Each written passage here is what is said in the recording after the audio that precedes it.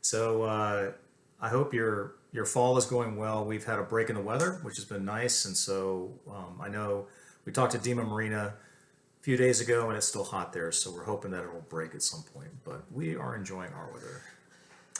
So today we have topics that neither one of us know what the other one is going to talk about. So I've asked Michaela to share some, one topic in particular that she's been studying and has been intrigued by from the scriptures.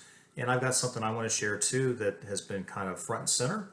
And we have done a note prep, so we will see how this goes. I've asked Michaela to go ahead and share first, and we'll go from there. And we'll see if you have any time Yes. after 20 minutes, which I really doubt. Well, I hope all of you have experienced those times where God speaks to you in many, many different ways. And as we've shared through the years, sometimes if you're aware and you notice, he brings up the same sorts of things in different circumstances over and over and over. You've had that experience before. One person will have a conversation with you about one topic, and then the next conversation you have with someone else, it's that same topic. And then you read a scripture and it's that same topic. More so with you. It's amazing how many times something connects that you've just been thinking about or studying, and then all of a sudden somebody will say something or you'll read something and it comes to fruition. It's kind of neat. Well, yeah, and so I think part of that is when we pray, often we will, within our prayer, we will say, God, give us the ears to hear and the eyes to see what you want us to do, or what you want us to see or listen to. And I think maybe because I'm a woman, I have no idea. I don't know if it's gender related, but I definitely tend to read or to hear things and put them together like that. And so one of the books that actually John gave me for Christmas, and I've only just gotten to read it now in September, is a book by Carmen Imes, no relation, and it's called Bearing God's Name. And she is going from the position of in Exodus 20, when God says, you shall not carry the Lord's name in vain or take the Lord's name in vain. The Hebrew rendering of that can be bearing God's name in vain. And the point of that being how we interact with the world reflects on God. And we all know that when the Israelites came out of Egypt and they started messing up and whatever, Moses was like, oh my goodness, they are making God's reputation terrible. And so he appealed to them about, we need to make sure we make God's name great. And so there are a couple things that I was thinking about. And one of the readings I have, this is by a book, who is a Sarah Young. And this was the passage that really struck me and got me to pay more attention to some of the things I'd been reading recently. And it's this reading as if God is speaking. It says, do everything in dependence on me. The desire to act independently apart from me springs from a root of pride. Self-sufficiency is subtle, insinuating its way into your thoughts and actions without realizing it. And then in John 15, it mentions, but apart from me, you can do nothing. My deepest desire for you is that you learn to depend on me in every situation. So it really got me to think about like the Tower of Babel. One of their things in Genesis 11 was they wanted to make a name for themselves. And then when God, through that was Genesis 11, and Genesis 12, God turns around and talks to Abram and says, I will make your name great, and I will cause you to bless the nations. And it just made me think about my own like what there is in me where I want to make my name great. You know, the way I enter a room, do I want attention on myself? Do I feel like I can't leave a conversation unless I express my opinion about something? How deep rooted that is in me. I don't know about you, if you can relate to that. Yeah, I think making a name has been, I've been looking at that recently as far as, I mean, even as we're all getting older, but Mikhail and I are older than you, most of you. I just turned 60 a couple weeks ago. Oh, and by the way, we're going to be grandparents, so that even frames our names being older. So I don't know if you guys knew that, but we're going to have a grandchild. It's kind of neat. But anyways, you begin to reflect on your life, I think, and look at, what impact have I had, and what name, how will people remember me, kind of thing.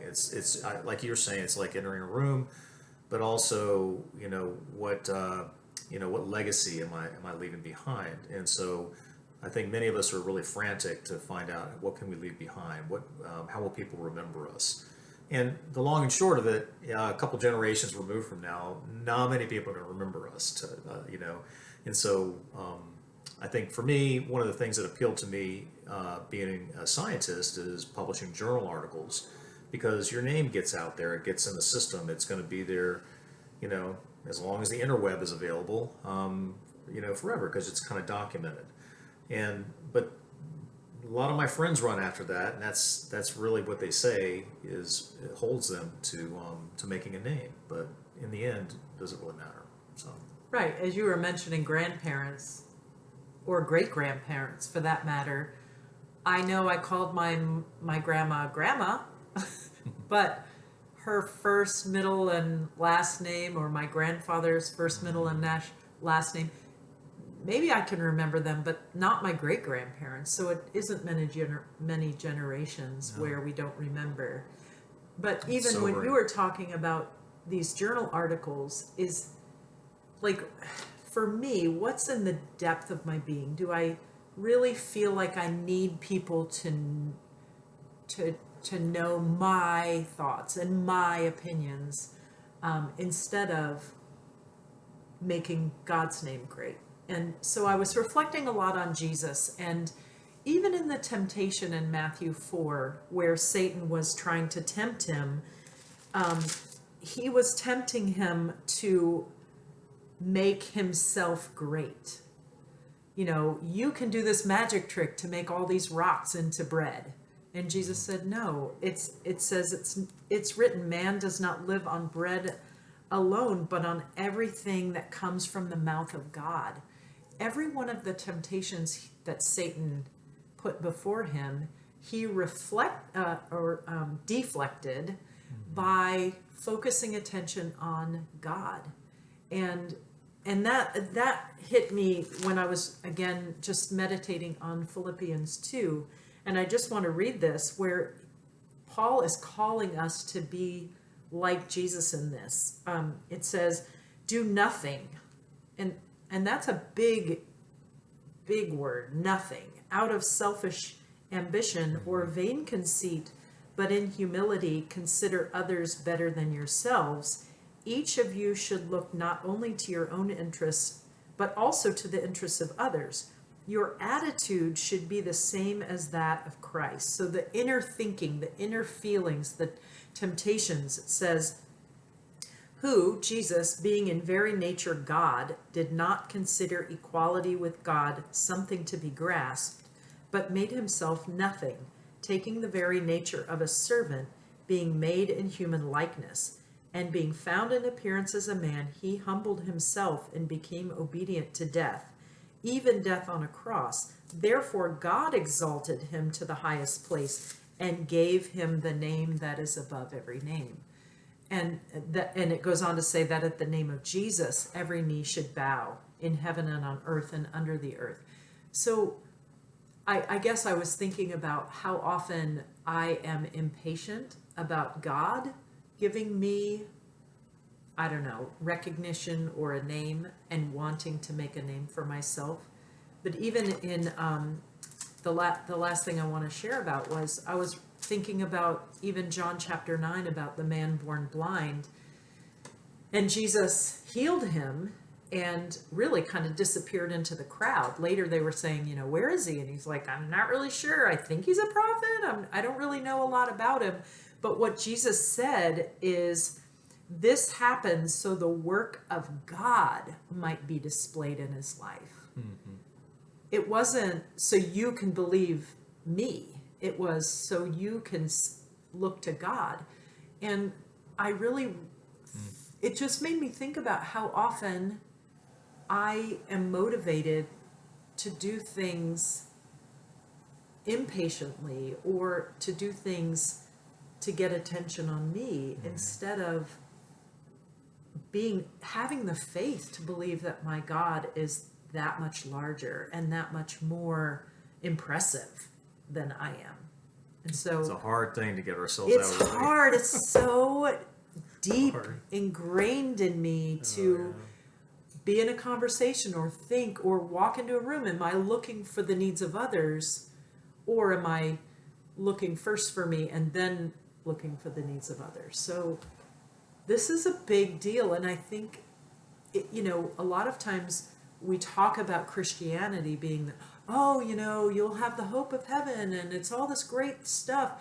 But it's also, we serve an incredible God that can motivate us to want to make his name great.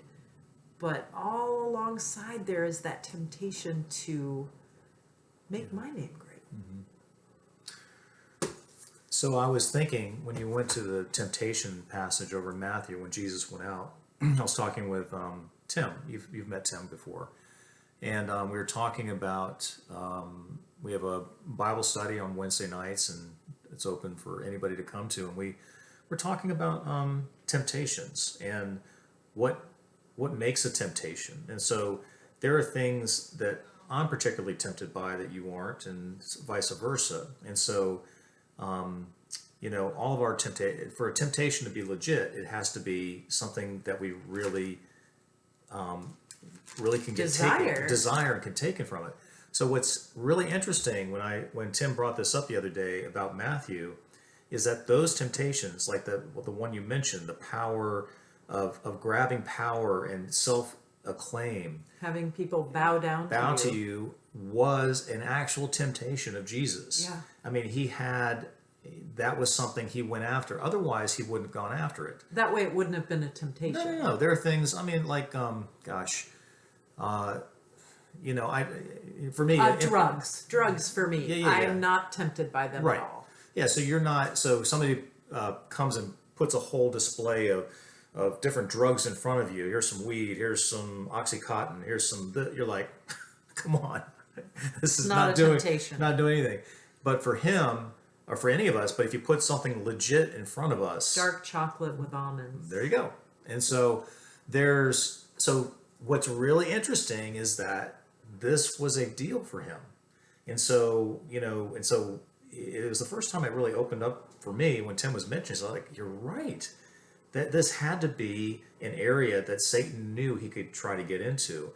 And so what's encouraging is that if Jesus is in that space, obviously he can deal with it with us, because he goes, hey, so that Philippians 2 passage that comes into play and talks about him emptying himself and becoming nothing and not considering equality with God, he really had to submit his will to do that. It wasn't just like, hey, this is easy. I'm God and I can do this. It was it was something he had to actively decide, a choice. So I think sometimes we elevate the humanness, I think, of Jesus and make it, well, he's God. He's not touched by these things.